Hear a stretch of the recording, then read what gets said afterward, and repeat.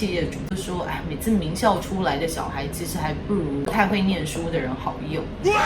你是否因为小孩线上学习适应不良而觉得很烦恼，或者是你在苦恼什么样子的教育环境比较适合你的小孩，或者是你自己呢？大家好，我是 Sherry， 今天我们就用 Kolb's Learning Style Inventory 科尔布的学习风格来讨论一下4种不同的学习模式，他们适合的学习环境跟会阻碍他们学习的环境。会录这一集的起因就是大家知道我有3个小孩，这3个小孩的学习模式都非常不一样。转成线上教学以后，发现我其中一个小孩他表现可能比平常更好，另外一个持平，那有一个是快要把我跟他老师都逼疯了。我也发现了3个人的个性跟学习模式不一样，在这样子的状况下，他们3个人出现的结果会差很多。Kolb's Learning Style Inventory 有讲到，人的学习呢，其实应该是分成4个步骤的。那第一个步骤就是实际的体验跟经历，就是 experiencing。那第2个步骤呢，就是 reflection， 就是你经历过这件事情后，你会开始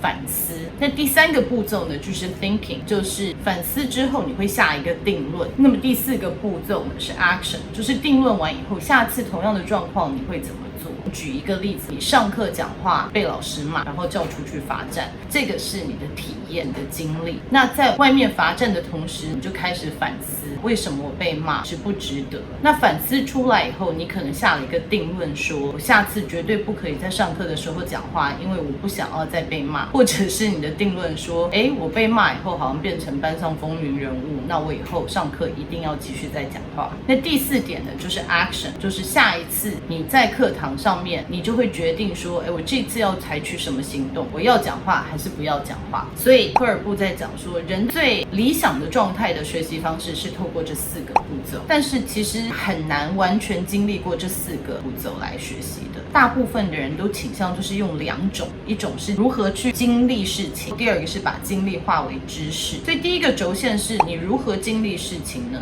其实有2种，第一个是主动的去经验体验，那么第2个就是抽象的概念。就举刚刚的例子来说，如果你要体验在上课被老师骂，你可以选择就是真的上课一直在讲话，然后被老师骂，或者是你经历的方式是你在书上、电影上看到，或者是你观察到其他人上课的时候被老师骂，你就把这个当成你自己的知识、你自己的体验。那么第2个轴线就是横向的轴线呢，就是说，我如何把经历跟体验化成我自己的知识跟我自己的经历，或存在我的记忆里。那这2个方式呢，一个是 reflective observation， 就是透过反思与观察，那么另外一个是 active experimentation， 就是主动的去实验它。也就是说，我知道了这件事情以后，我可以透过反思观察说，我观察到这样子，好，那我知道我下次应该要怎么做或不应该要怎么做。可是 active experimentation 不太一样，就是说，我没有实验过，我怎么知道？所以我看到别人上课被骂，不代表我上课讲话也会被骂，那我上课也来讲一次话好了。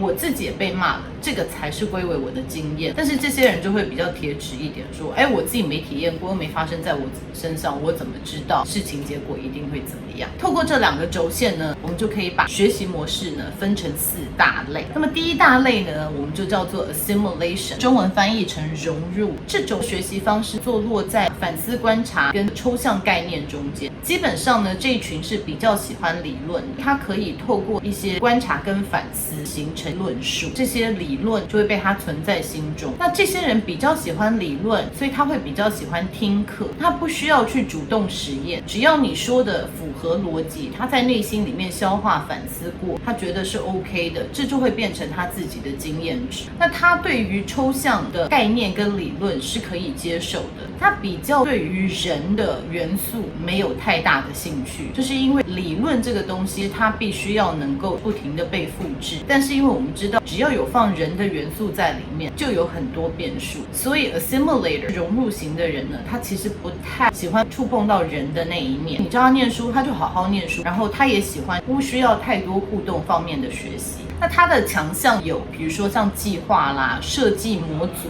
啦，或者是它可以定义问题，题，还有发展理论，然后他可能会比较有耐心一点，因为他就是会花一些时间自己去阅读，或者是自己去消化这样子。那这种人呢，推理来说，第一个在台湾的教育是比较乖宝宝的学生，是比较会念书的学生，然后他们喜欢的是比较有规律、有计划的地方，所以在台湾老师都会帮你算好，哎，离会考还有多久啊？你现在要开始温习功课啊，等等，这样有计划、有规划的地方是他们比较喜欢的，然后他们自己也比较能够做计划跟规划。那所以这些人呢，可想而知，他们可能适合做哲学家啊，或者他们可以拟定策略啊，他们其实也蛮适合管理的。但是管理的话，可能比较是针对事而不是针对人，因为他们很懂得 efficiency， 就是效率跟策略，所以他比较容易设计出来很有效率的 SOP， 就是执行模式。但是是不是人性化呢？就是看他们社会化的过程。所以他们是一群比较理智、比较理论、比较学习派的人。那他们的盲点可能就会学习出来的东西，他就觉得，这个好像不接地气，这可能是这种学习者会比较需要注意的地方。那第二种方式是 converging， 也就是汇合式的学习法。汇合式的学习法是落于抽象概念跟主动实验中间，所以它是大家比较容易联想到的就是科学家，他们学习方式就是，我先听到了一个理论论述，这是我一个假设，那我可以去做实验，做了实验以后，我再来证实这个论述是正确的还是不正确的。所以他们其实上课也可以乖乖的听课，但是他们可能会比较喜欢学校有一些校外教学啊，或者是实际操作的，让他们可以去证实他们的学习。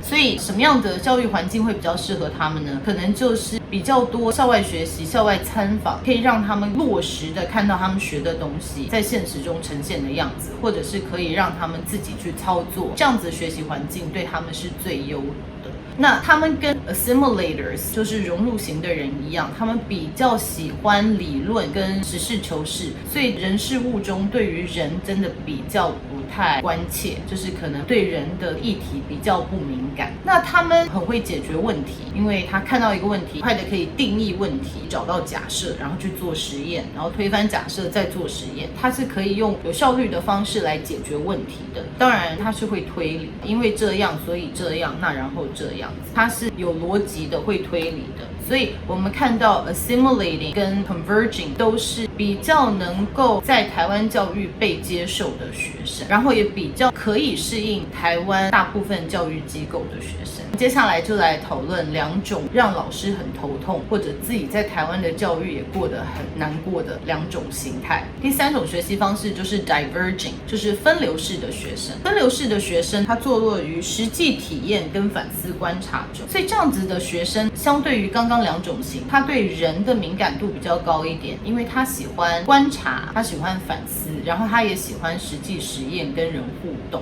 所以呢，与其说学习一个硬邦邦的理论，他比较喜欢从跟人家讨论来学习，人家的经验啊、价值观啊，或者是跟人互动中有产生什么样的火花。所以他们习惯的学习模式是从讨论，我们大家一起来讨论，或者是你讲比较生动的经历来学习。他们喜欢的学习模式就是我们大家有群组讨论，可以脑力激荡，他们也比较喜欢 teamwork 这样子的环境。所以应该是说比较像美式教育，就是我们团体一起合作，然后拿到同样的分数，或者是我们一定要分工，一定要透过很多的讨论才可以达到效果。这种人呢，因为他是实验过以后，然后他又反思，这过程中可以造成很多想象的空间，他们是比较有幻想力的一群学习者啊，所以他们的长处呢，就是比较 imaginative， 有幻想力，有创意。那再来就是他比较能够了解其他人，因为他一直不停的在跟其他人互动，了解其他人的思考模式。那由此可以推理说，他们其实是思想比较开放，就是比较 open-minded 一点，因为他听过很多人不同的论述，比较不会有先入为主的概念。那最重要的是，他喜欢透过讨论，他喜欢脑力激荡，这样子会让他学习更快一点。所以这些人是非常需要讨论的、互动的。那这也是台湾学校最常被老师骂的，就是上课不要再讲话。那对他们这些人的学习真的很痛苦，因为你讲一个东西，我就要听隔壁的人怎么想嘛，他怎么想，我怎么想，大家怎么想，经过一个讨论，我才可以把它消化变成我自己的知识。可是你都不让我讲话，就叫我死背，我是没有办法学习的。那第四种呢，叫做 accommodating，我把第4种留到最后，你可以看到我不是顺时钟的讲法，是因为以我的理解，第4种是台湾教育体系下比较是老师的噩梦，那他们自己上学也是他们自己的噩梦，所以大家都不是很开心。Accommodating 这一群人呢，他的学习方式是坐落于主动实验跟实际体验。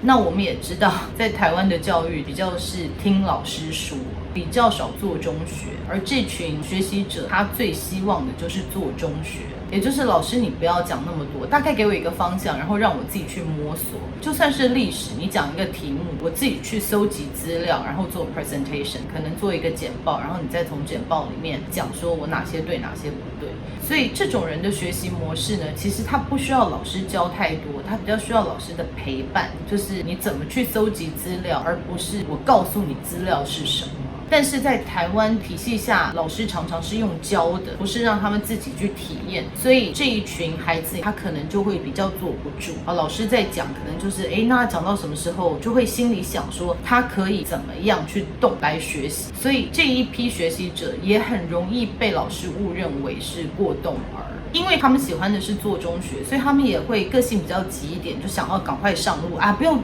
规划那么多，就是做了再说。那他们的强项就是他们的完成度非常高，因为如果我叫你从这边走到那边，其他人可能都在规划啊、观察啊要怎么走，他可能就说走了再说，上路再说，摔跤走错就再绕回来就好了，干嘛想这么多？所以他们比较是冲的学习法。那因为这样子，他的完成率高，因为他就已经先走嘛，反正他也不怕摔跤，摔跤再爬起来再继续走就好了，没有什么太多反思的动作。再来就是他比较容易变成领导者，在团体里面，因为他愿意冒险，他愿意承担一些风险，因为他比较不怕。再来就是他适应力非常强，因为他知道说一定会碰到挫折嘛，因为我就是没规划好，我就是透过挫折中学习。然后他做事比较落实，比较实际。所以比较有趣的是，之前有自己私下跟企业主在讨论，那他们就说，每次名校出来的小孩，其实还不如不太会念书的人好用。那其实我想他们的意思就是说，会念书的在台湾大部分是那2种型，就是 assimilating 的形态跟 converging 的形态，因为他们比较不太关注人的议题。但是你在实际工作操作面上面，其实人常常是做事情最大的阻碍。所以 accommodating 这一群跟 diverging 这一群人呢，他其实是适应力比较强，比较能够观察人，然后他可能比较可以因为人的因素或不同的因素而适应而调整自己。这种型的人其实在社会上还蛮受欢迎的，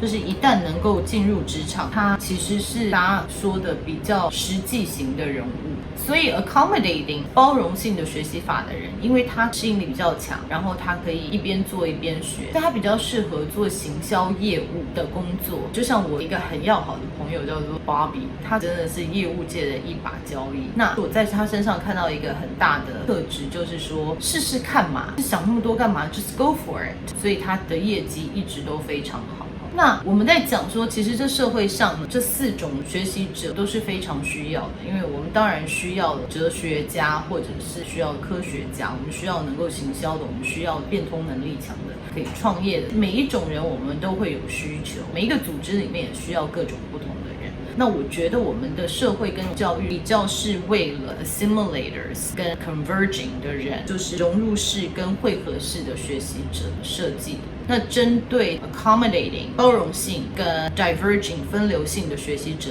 我们的教育系统比较没有看到他们的需求，那也导致他们比较容易被老师们贴标签。在这里特别要呼吁一下所有的家长跟教育工作者，不要因为小孩的行为而特别为他们贴标签，因为每一种人都有他的长处跟他的盲点，所以如果学习适应不良，也许是没有找到对的学习模式跟正确的学习环境。最终我们还是希望我们的社会可以包容各种不同学习模式的人，让大家都可以有很好的发展，让我们社会可以更多元共融。好了，那今天我们就讲到这里，我们下次见咯。